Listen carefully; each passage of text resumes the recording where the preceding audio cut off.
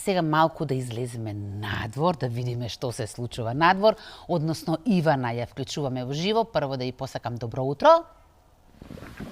Добро утро, Искри, до тебе.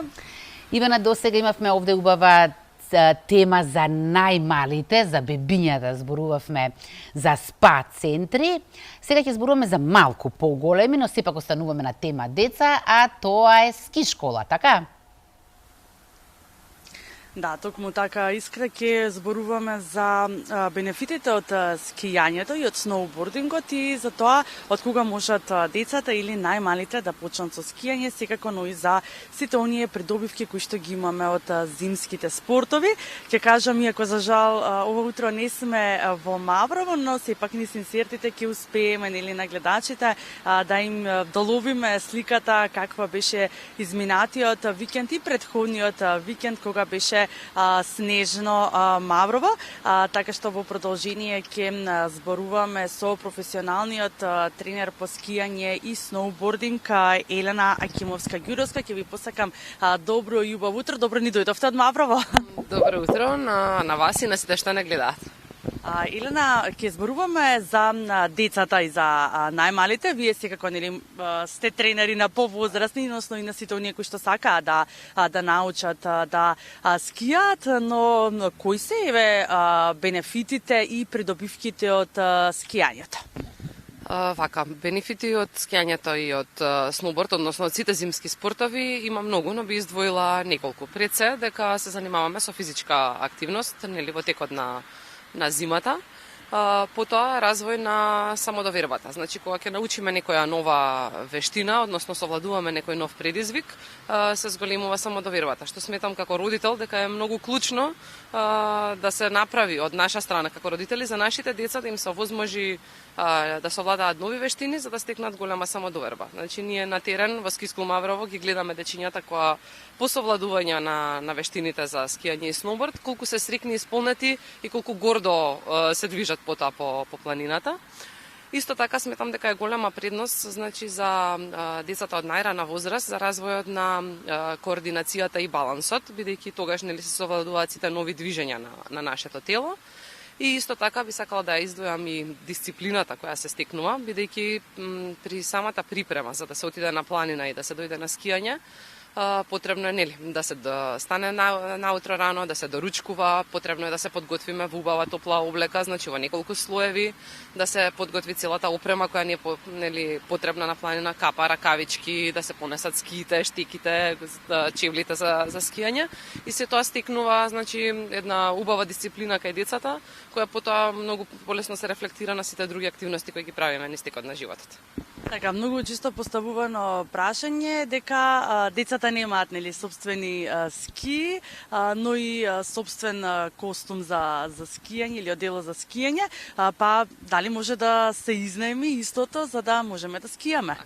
Секако дека може, значи тоа не е никаков проблем, значи потребно е само да се има желба и да се дојде на планина. Во Маврово има повеќе места каде што може да се изнеми комплетна опрема за сите возрасти по реално пристапни цени.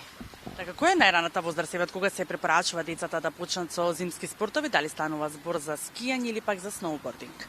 Во принцип стрикна граница, некоја прецизна граница нема, но би посочила две возрасти така од раното детство кои ни се јавуваат.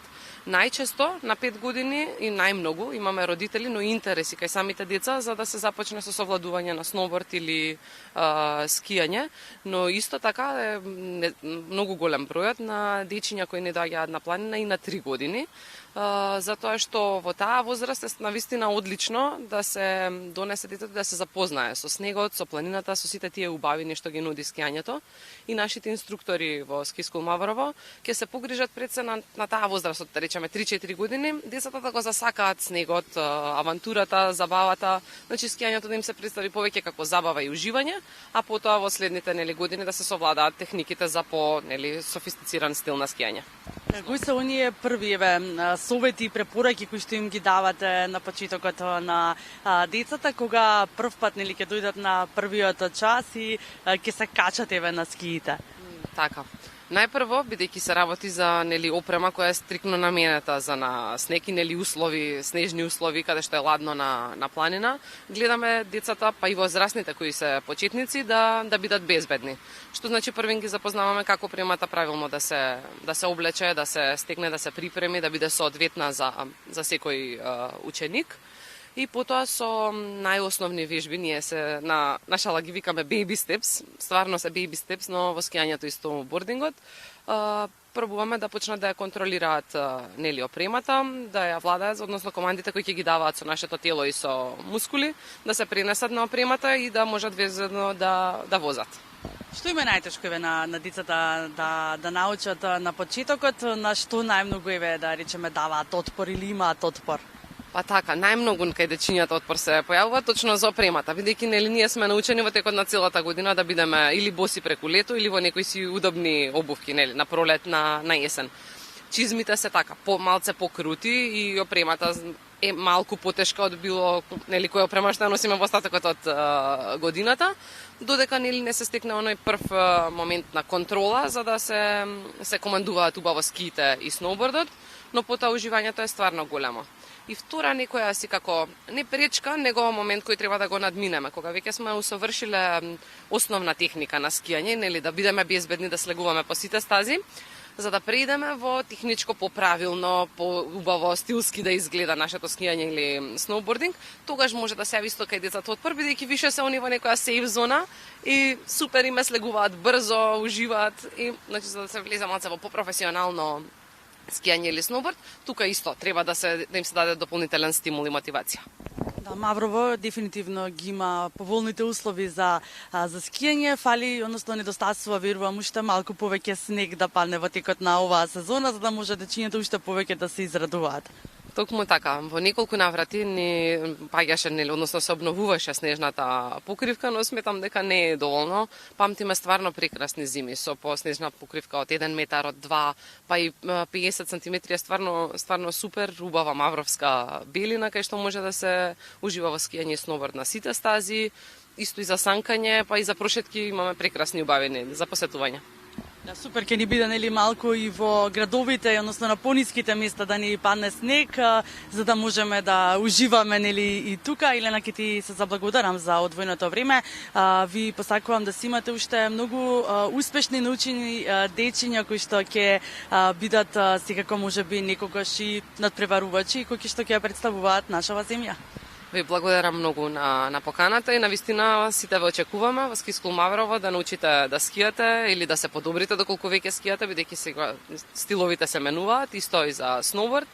Имаме лиценцирани инструктори и на планина сме секогаш кога работи ресортот Маврово. Така еве, навистина верувам дека од секако ви беа од корист сите овие придобивки и совети кои што ни ги кажа ова утро Елена, директно од ски школата Маврово, каде што има голема број на инструктори кои што можат да ве научат вас, па и вашите деца, на основните вештини на скијањето и на сноубордингот. Ти благодарам, Ивана, иако се согласувам со тебе, да, требаше да биде ова линковско вклучување од Маврово, така што следниот пат нека биде. Впрочем, и Елена те покани, не е културно да ја одбиеш, така? Ти благодарам уште еднаш.